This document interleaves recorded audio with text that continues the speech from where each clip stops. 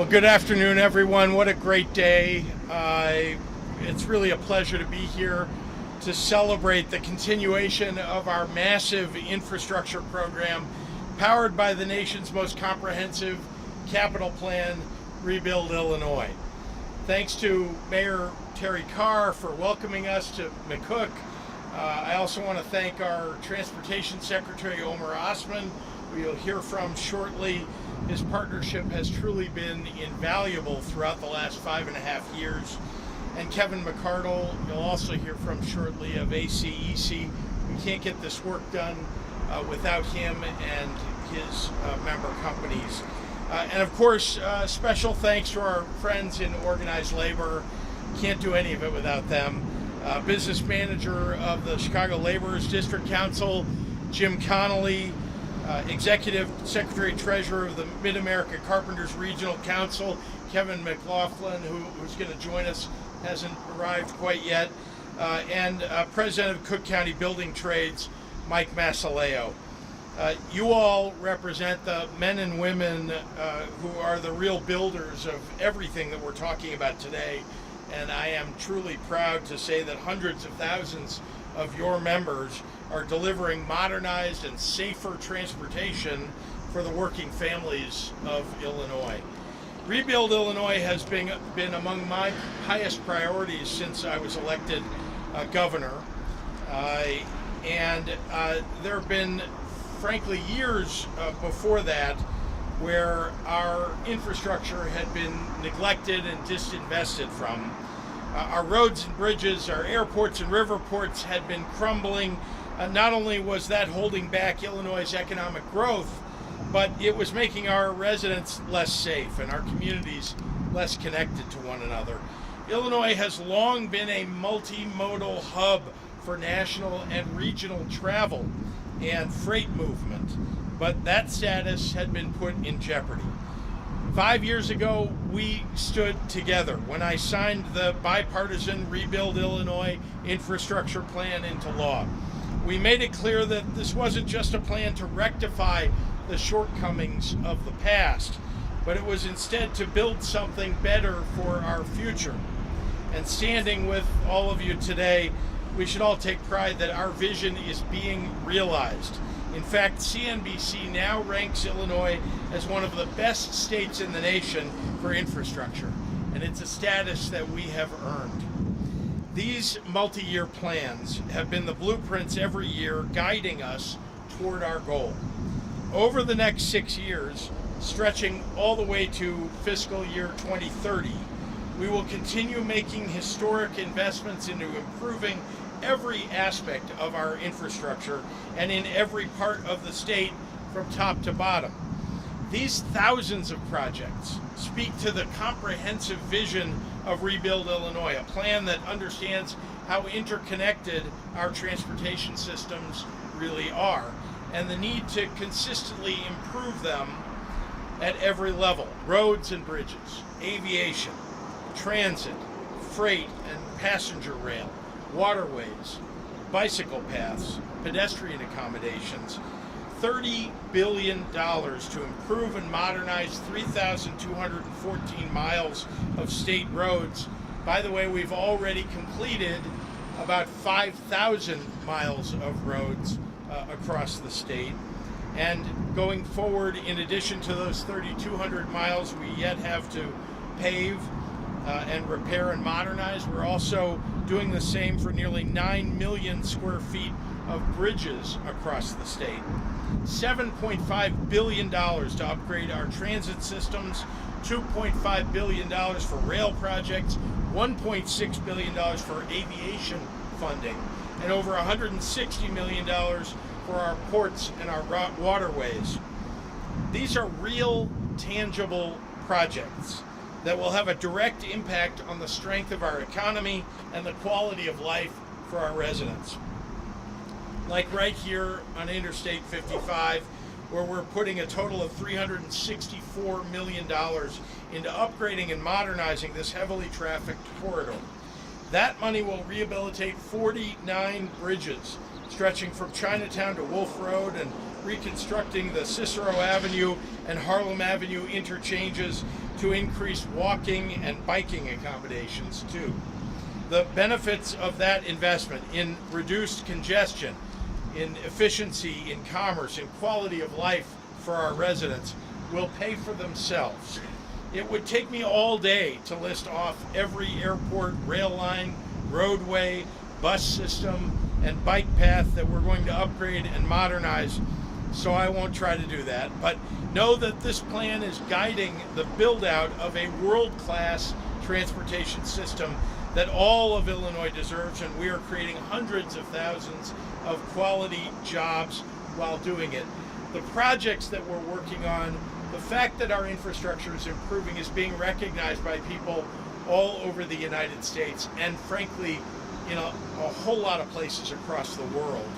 I was just in Canada over the last 4 days, and I heard over and over again from them, how did you get all the infrastructure rebuilt? How are you able to do that? And also saying they'd like to figure it out for themselves.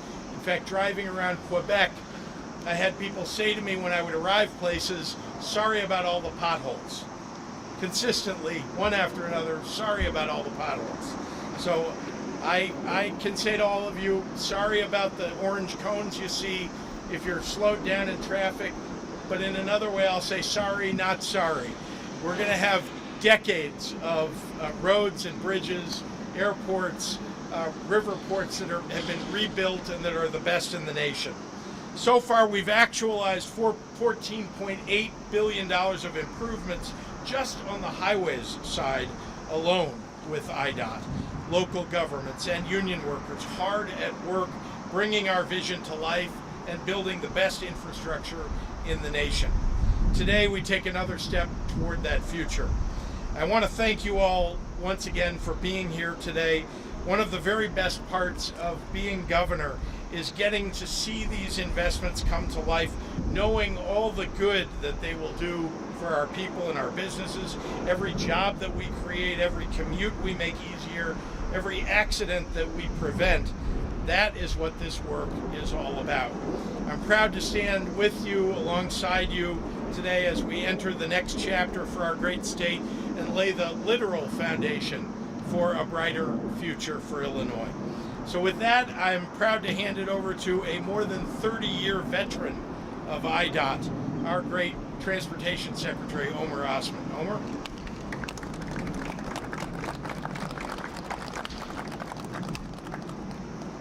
Good afternoon.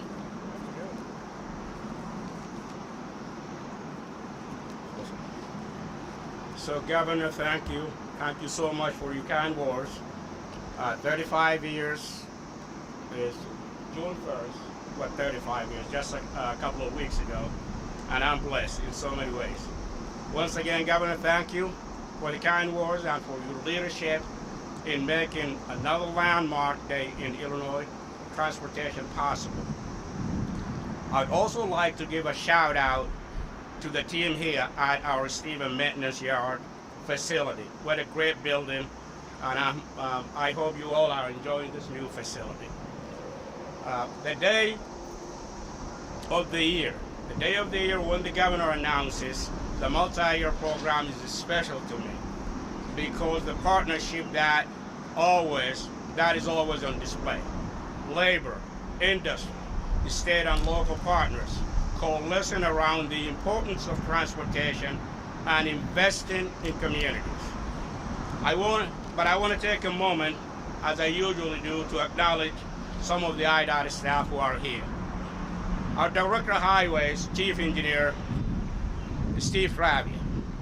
So Steve, who after 30 plus years will be retiring soon from IDOT, and I know he's leaving a legacy of safety and mobility that will be very, very tough to match. So thank you, Steve, for all you have done for the department. Our Deputy Secretary Terry Glavin is here. Deputy Secretary Jeremy Lamarche is here. Chief Operating Officer John Donovan, Region 1 Engineer Jose Rios, whose team helped put this event together. John Schumacher, who is the Bureau Chief of Construction in the district. But critical to making this day happen is our Office of Planning and Programming staff, who put in many hours compiling our multi-year program, and many others. This multi-year program we are releasing today is perhaps the most significant ever for IDOT, showcasing the real strength and impact of Rebuild Illinois. At $41.42 billion over 6 years, it is the largest MYP in our state history. We literally have projects touching each and every one of the 102 counties we have in our great state. As the governor noted, the program identifies $29.65, literally $30 billion to invest in our roads and bridges over the next 6 years, including $5.3 billion for this upcoming fiscal year alone. And some of that work will be focused right here on I-55, where we are bringing in 49 bridges into a state of good repair and making improvement to enhance safety, traffic flow, and active transportation options at the interchanges with Harlem Avenue and Cicero Avenue in the latter year of the program.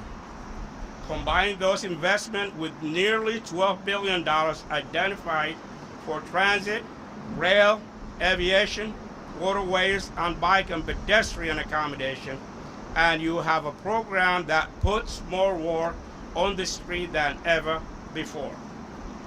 That was the promise of the governor's capital program when it was launched 5 years ago. A sustained commitment to investing in infrastructure over time and across all modes of transportation. And that's what we are continuing to deliver today. As always,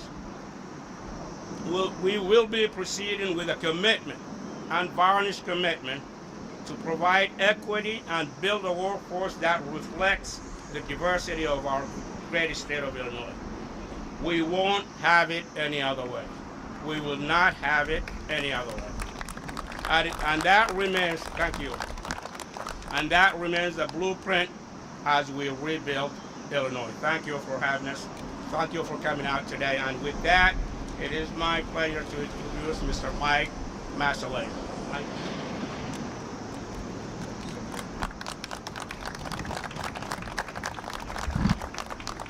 Good afternoon. The Chicago and Cook County building trades are proud to join in support of Governor Pritzker's multi-year plan, with significant investments in highway maintenance work across Illinois. These continuing investments will ensure there's steady work for our skilled tradesmen and women who will work on these projects for years to come, with over $1.5 billion in highway and road projects in Cook County alone. Our union members have the skill and expertise that will ensure every project is completed to the highest standards in the industry, delivering the quality and durability that the Illinois taxpayer deserves. On behalf of the hardworking men and women of the Chicago and Cook County building trades, I want to express our sincere gratitude to Governor Pritzker for his leadership and support of our state's infrastructure and workforce. We are proud to stand with the governor in this endeavor. With that, I'd like to introduce Kevin Arnold with ACEC.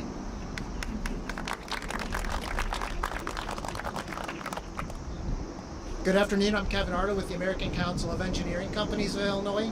We represent over 11,000 engineers, architects, land surveyors, and other specialists across the state.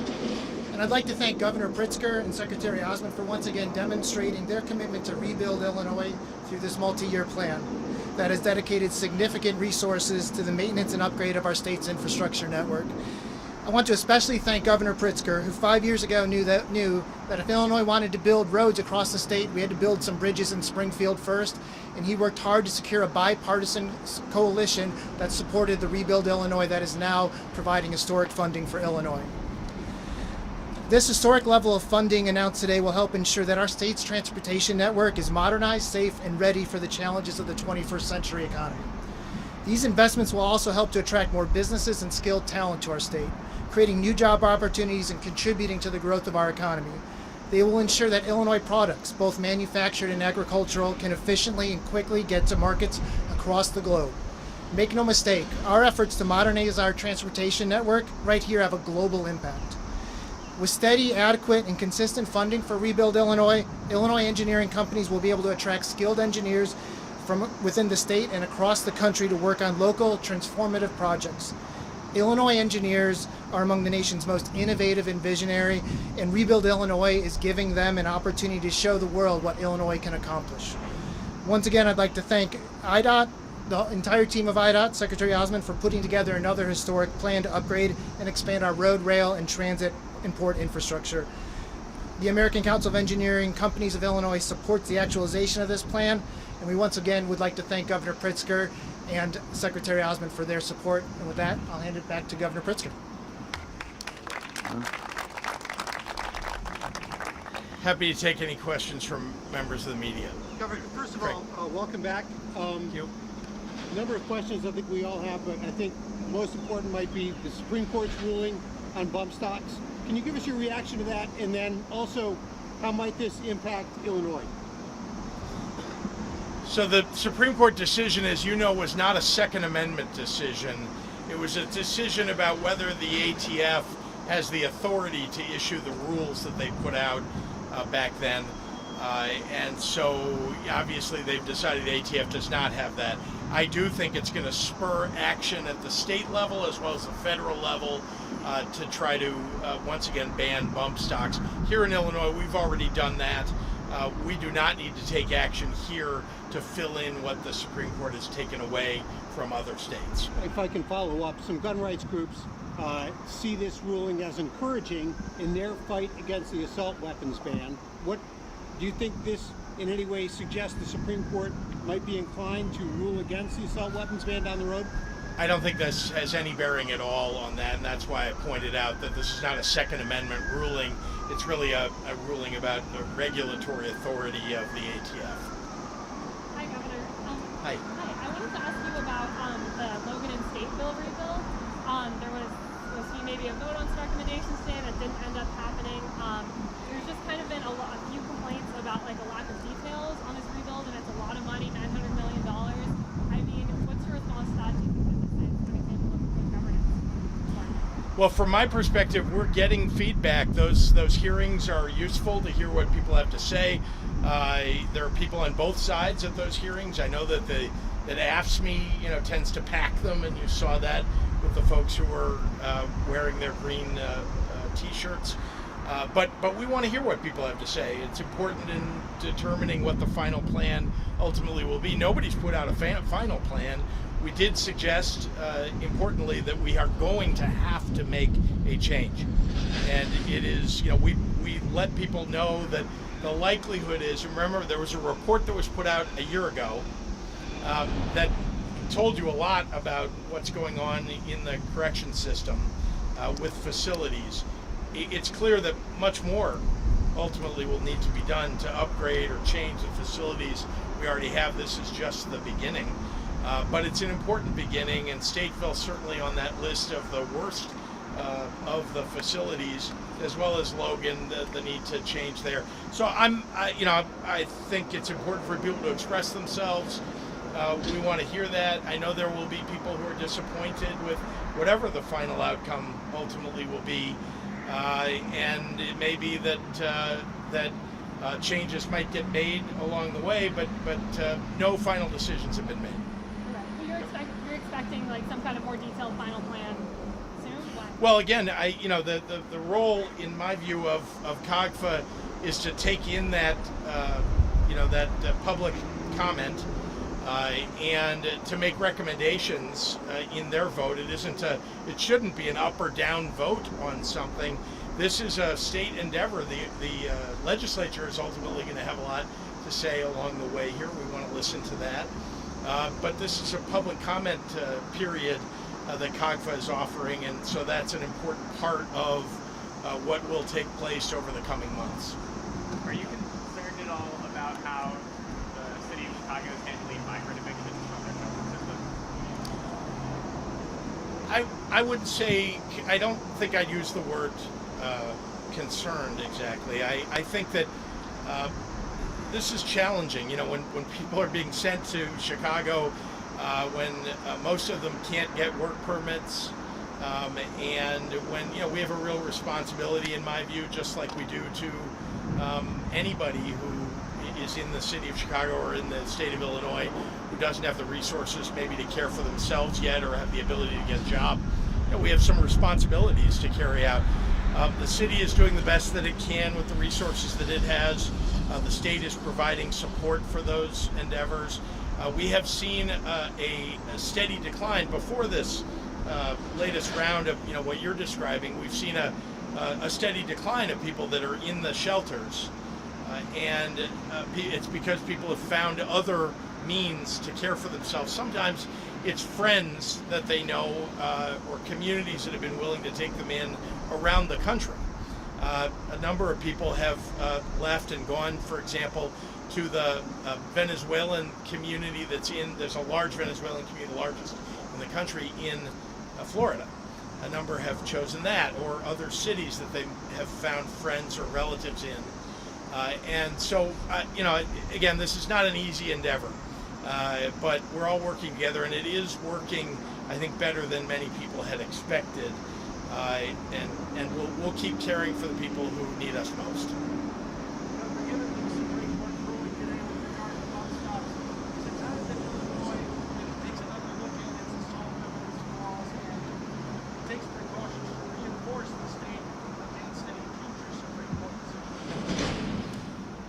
I'm not sure what those precautions might be. I mean, we certainly have made sure that we're addressing many of the major issues that we're facing in terms of people who shouldn't have weapons, obtaining them, trying to make sure that we're taking weapons away from people who have weapons now who shouldn't have them.